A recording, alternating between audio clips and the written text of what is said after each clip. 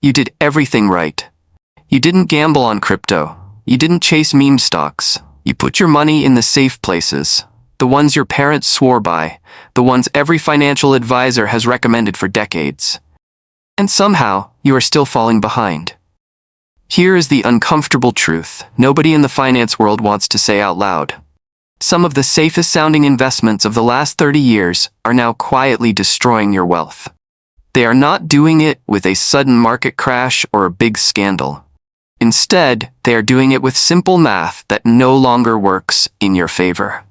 I am Noah, and for the past 10 years I have analyzed portfolios and studied personal finance. Today, we are looking at 8 investments that the industry still calls safe. We are going to run the actual numbers on what they are costing you right now. I am going to do what most financial media does not want you to do. Compare these choices against what you could realistically be earning instead. Some of these will surprise you, and at least one of them is sitting in your portfolio right now. To understand why this is happening, we have to look at how the world changed over the last few years. For a long time, the rules for managing money were simple. If you picked a low-risk investment, you were doing well enough. But recently, 2 major shifts completely broke that old playbook. First, interest rates are in a completely different place than they used to be. We have just been through the highest sustained interest rates in 15 years.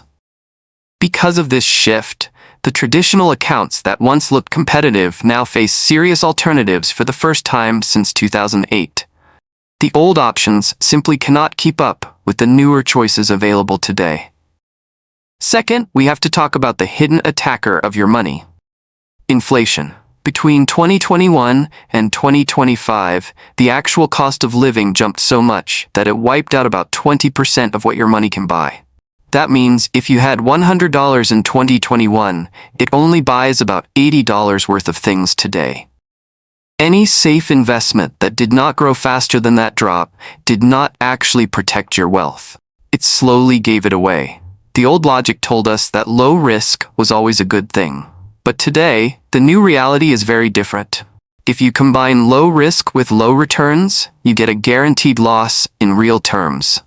You might not see the balance drop on your statement, but the power of that money is shrinking every single day. Let us start with 3 common investments that look incredibly safe on the surface, but actually carry deep, hidden costs. They trap your money with high fees and give you much lower returns than you deserve. The first one is whole life insurance when it is used as an investment. The way this works sounds great. Part of your monthly payment goes toward a cash value account that grows over time.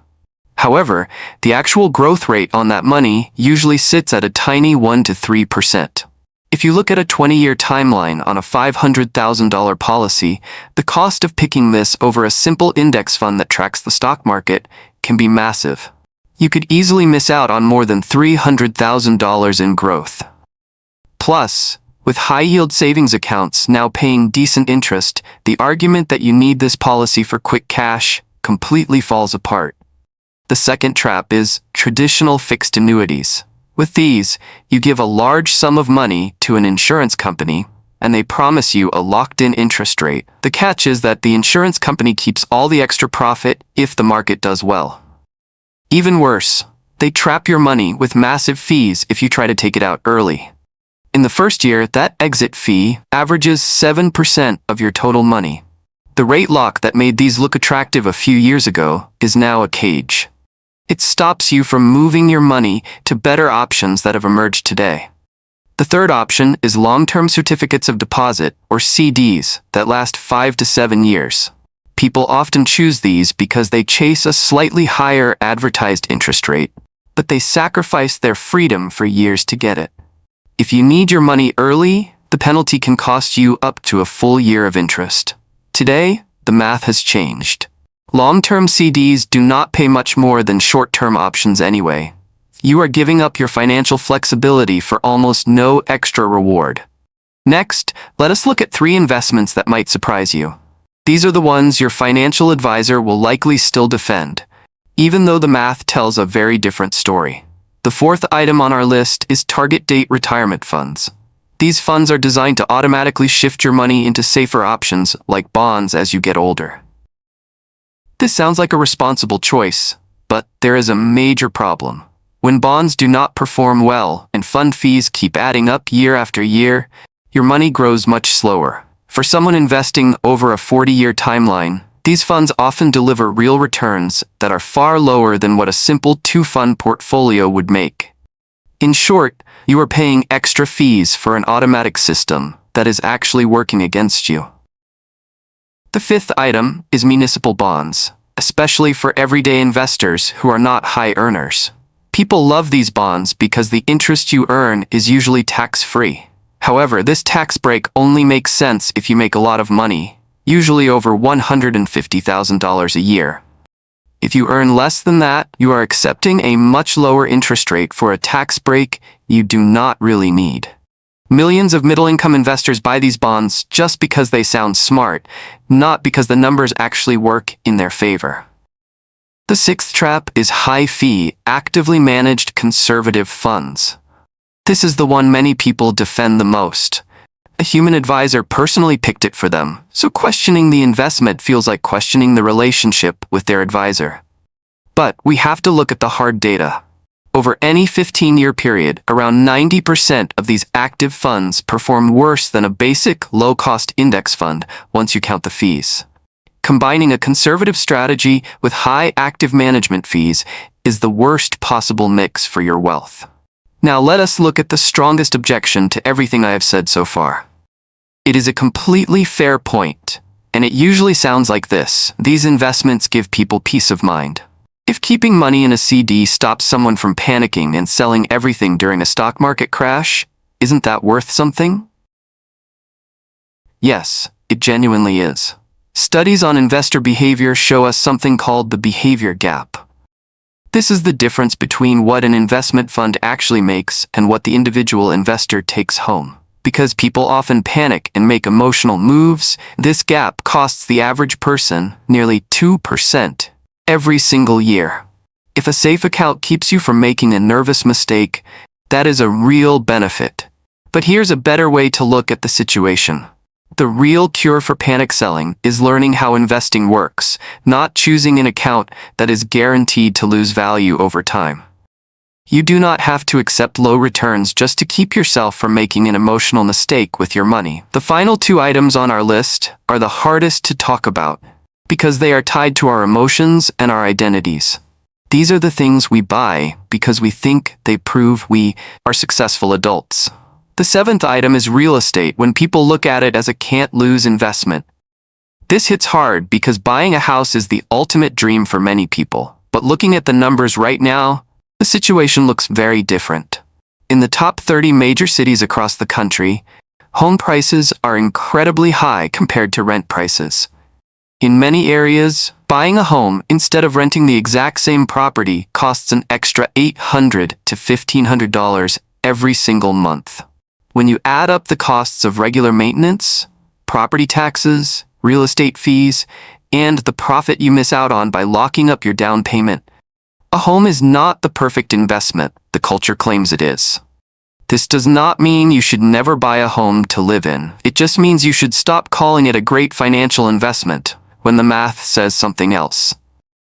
The eighth and final item is the most ordinary choice on the list, but it causes the most damage. It is keeping your money in a basic savings account at your primary bank. The average savings account rate at the biggest banks is still a tiny fraction of 1%, usually around 0.42%. At the same time, high-yield options are paying between 4 and 5%. On a balance of $50,000, that is a difference of over $2,000 every single year. The only reasons people stay are habit, the small annoyance of opening a new account, and a vague feeling that their old bank is looking out for them. It is not.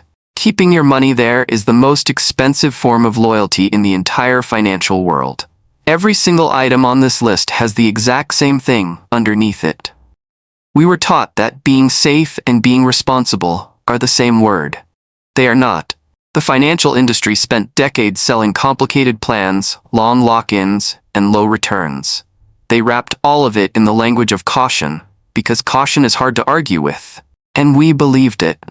We feel reckless considering a high-yield savings account just because it sounds new to us. We feel irresponsible questioning a target date fund because our human resources department recommended it at work. But here is the real definition of financial responsibility right now. Knowing what your money is earning, knowing what it could be earning, and refusing to let the gap between those two numbers be explained away with fancy words. Here are the specific actions you should take this week, rather than waiting for later in the year. First, log into every single one of your financial accounts and write down your actual growth rate. You need to look for the real percentage you are making after all the fees are taken out, not just the big number advertised on the main page. Just doing this one task will give you incredible clarity about where your money stands. Second, run your own comparison check. Take the interest rate you are currently earning and compare it to a top high-yield savings account rate or a short-term government bond rate. The difference between those two numbers, multiplied by your total balance, shows you the exact amount of money it costs you each year just to stay where you are. Third, call or email the person who manages your conservative fund or your target date retirement fund. Ask them to give you the exact fee percentage and the actual 10-year return compared to a basic stock market index fund.